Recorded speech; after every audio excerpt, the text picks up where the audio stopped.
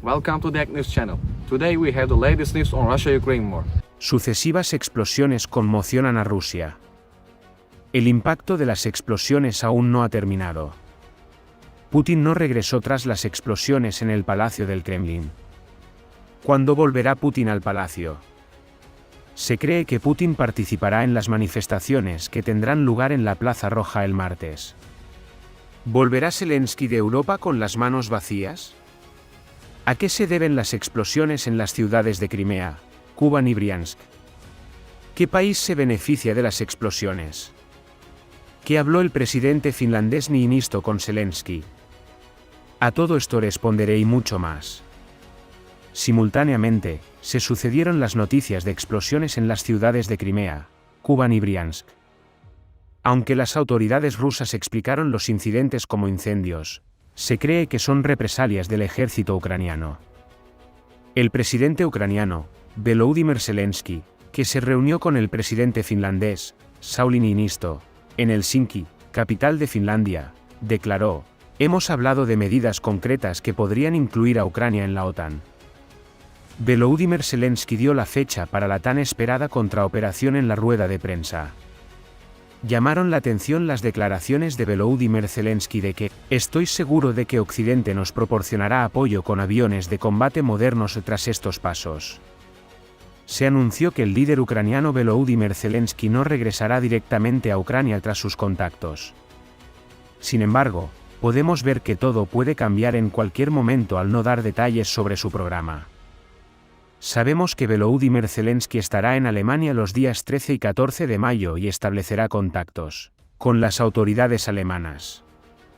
Sería muy habitual que Zelensky tomara este tipo de represalias contra Rusia durante su visita a Alemania. Señaló cumbre de líderes de la OTAN para la operación de represalia. Zelensky, que asistirá a la cumbre de líderes de la OTAN que se celebrará en julio, discutirá allí en detalle la información sobre la operación. También reiterará la petición de Ucrania de ingresar en la OTAN. Un golpe para el ejército ruso vino del combustible de las refinerías de petróleo. Escasez de combustible del ejército ruso, que ya sufre de tropas y equipos, puede agravarse. Mientras continuaban los contactos del presidente ucraniano Volodymyr Zelensky en Occidente, llegaron noticias de una explosión en la refinería de petróleo cercana al puente de Crimea. El portavoz de prensa del Kremlin, Dmitry Peskov, declaró que no había víctimas ni heridos y se refirió al incidente como un incendio. Sin embargo, se cree que ha sido provocado por drones pertenecientes al ejército ucraniano. La refinería ha quedado inutilizable.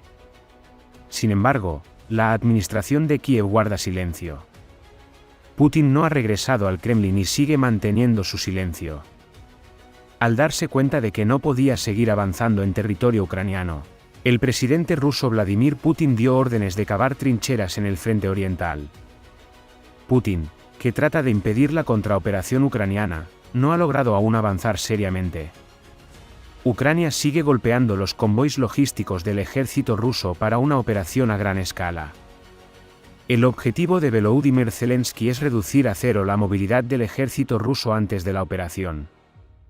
Continúan los ecos del ataque organizado por el ejército ucraniano contra el depósito de combustible de Sebastopol. El portavoz de prensa de Kiev, Nikiforov, sobre el tema, formaba parte de la contraoperación prevista, dijo: Vladimir Putin tuvo que abandonar el palacio del Kremlin después de que el ejército ucraniano respondiera con 2 drones. El presidente ruso, Vladimir Putin, que se retiró a la región de Novo-Ogariovo, al oeste de Moscú, gobierna ahora su país desde aquí. Sigue siendo una incógnita si el desfile militar que se celebrará en la Plaza Roja el 9 de mayo, Día de la Victoria, se cancelará tras el intento de tiroteo del Kremlin. El secretario de prensa del Kremlin, Dmitry Peskov, hizo una declaración tras el incidente: "Nos reservamos el derecho a responder. Rusia no se someterá a esto", afirmó. Natalia Gumeniuk, portavoz del Mando Sur del ejército ucraniano, que hizo una declaración tras las operaciones contra las refinerías de petróleo rusas, afirmó que, desde principios de octubre, las fuerzas armadas ucranianas han liberado más de 400 kilómetros cuadrados de los invasores solo en esta región. Además, Socavar la logística rusa era una preparación para la operación ucraniana a gran escala que todo el mundo esperaba. Dijo que infiltrarse en la logística enemiga era una de las etapas que se venían discutiendo desde hacía mucho tiempo. Tras los ataques con drones armados, se produjo un incendio en un gran almacén, pero no hubo muertos ni heridos. La inteligencia militar ucraniana anunció que 10 tanques de petróleo quedaron inutilizados. Rusia respondió al ataque de Crimea. Ucrania logró interceptar 15 de los 18 misiles con sistemas de defensa antiaérea. Entre los puntos atacados se encontraba el depósito de municiones de la ciudad de Pavlograd. Rusia, con este movimiento, quiere asestar un golpe a los preparativos de Ucrania para la operación de respuesta.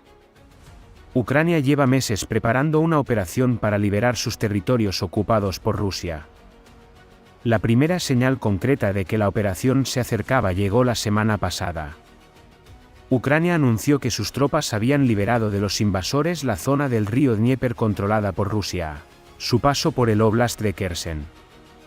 En la ciudad de Bamut, sitiada por Rusia, los enfrentamientos continúan con toda intensidad. El ejército ruso lleva meses sin poder capturar la ciudad. El ejército ucraniano anunció que obligó al ejército ruso a retirarse de algunas posiciones. Sin embargo, la situación sigue siendo difícil.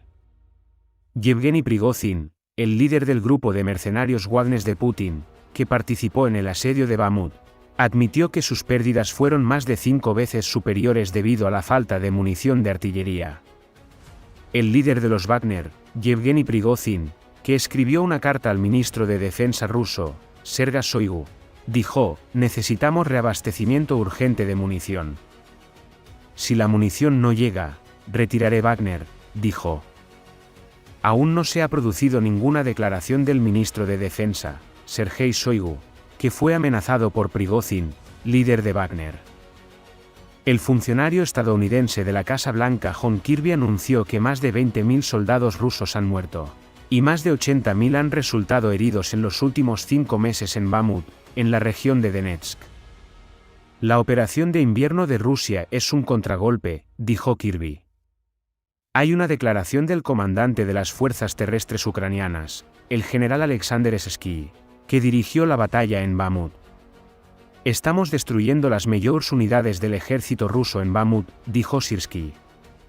Continuando con sus declaraciones, Syrskyi dijo que a pesar de todas las predicciones y sugerencias en sentido contrario, seguimos teniendo Bamut en nuestras manos. Y continuó: estamos destruyendo las unidades con mayor capacidad de combate en manos de Wagner y del ejército ruso. En respuesta, el líder de Wagner, Yevgeny Prigozhin, declaró que el ministro de Defensa ruso, Sergei Shoigu, quiere al menos 300 toneladas de proyectiles de artillería al día. Con municiones insuficientes y un país sin presidente en su palacio, Rusia está decidida a no poner fin a la guerra. ¿Qué opina de estos acontecimientos? ¿Por qué cree que Putin está enviando deliberadamente a sus tropas al fracaso en primera línea? ¿Podrá el líder ruso asegurar el territorio de Ucrania y el territorio del Estado ruso? ¿Podrá el ejército ruso proporcionar el equipo de combustible y las tropas necesarias? ¿Cuánto tiempo soportarán esta situación el pueblo y la economía rusos? ¿Seguirá Wagner siendo leal al Estado ruso o cumplirá sus amenazas? Sus opiniones son bienvenidas en la sección de comentarios. Muchas gracias por seguirnos. Please don't forget to like the video and subscribe our channel.